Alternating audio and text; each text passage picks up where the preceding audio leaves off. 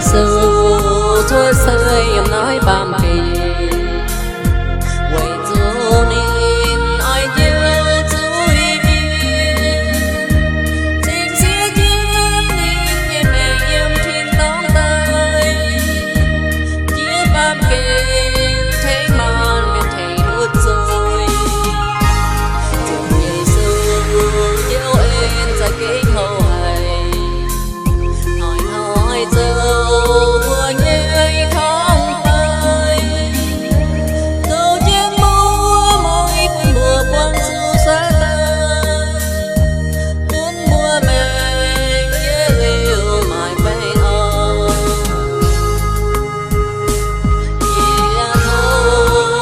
thôi chiếu buồn xích lì miền tai em lúc đi mát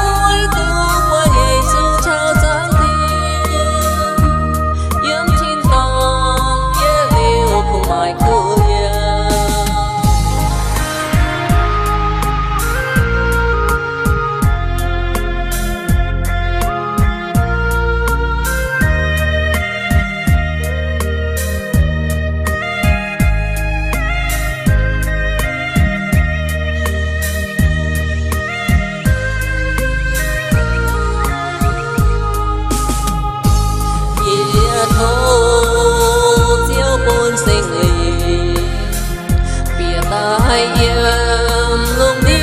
mát đi buồn nhớ búa môi nhon hàm nhớ không yên đi dẫu hai nhung hót chiều nhẹ cho tay chiều Yesu say tông yên liễu giang mẹ bùa xiên